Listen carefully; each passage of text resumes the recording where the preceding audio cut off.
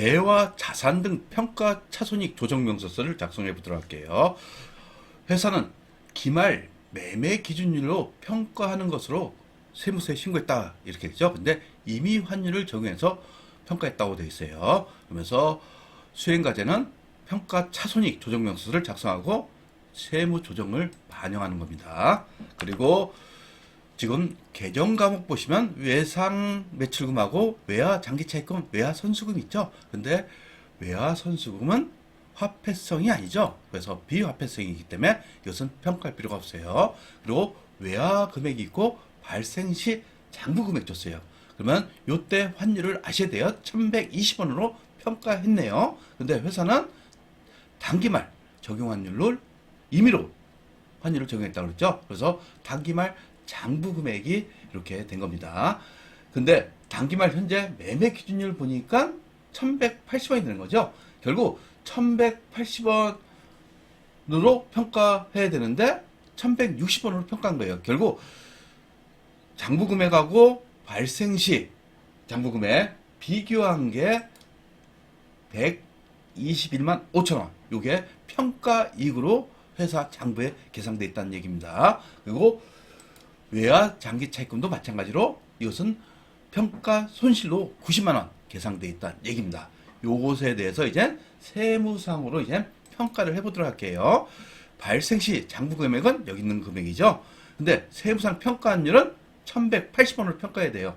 그래서 평가액을 보니까 3186만원하고 2360만원 이렇게 돼 있어요. 이때 외화 외상 매출금일 경우에 세무상 평가손익 즉 162만원이 돼야 되는 거죠. 그리고 외화 장기차입금은 마이너스 120만원이니까 외화 평가 손실이 되는 거예요.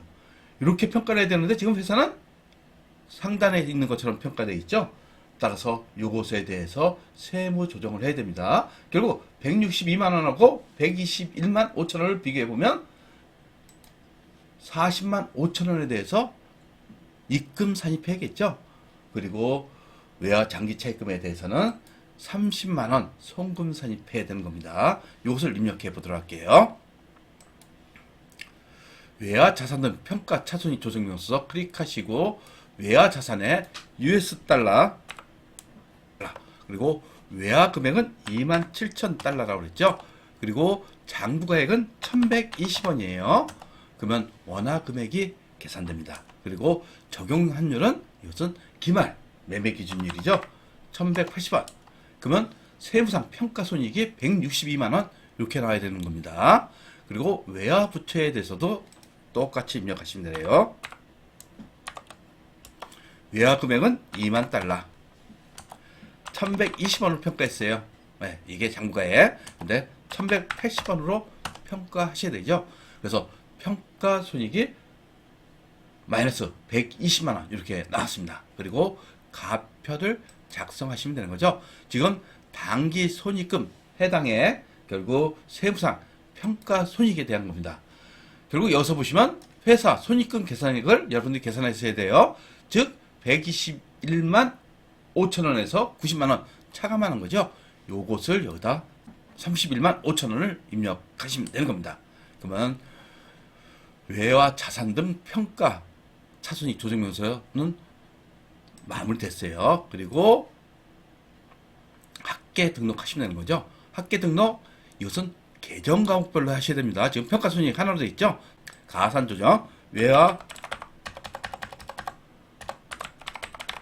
외상 매출금 평가 그리고 금액은 40만 5천원 그리고 유보 발생이 되는 거죠. 그리고 외화 장기 차입금 평가 손실 금액은 30만원 이것도 마찬가지로 유보 발생이 되는 겁니다. 그래서 계정 과목별로 해야 된다는 거. 그리고 최종 보시면 평가 문제를 제가 안 넣었네요. 거기에 유보 발생 금액하고 송금 산입 금액 구할 수 있죠. 40만 5천원하고 송금 산입은 30만원입니다. 그리고 회사 손익금 계상액 3번 즉 회사 손익금 계상액 요것을 얘기하는 거죠. 31만 5천 원 요것을 찾는 문제가 되겠습니다. 구독과 좋아요는 우리에게 큰 힘이 됩니다.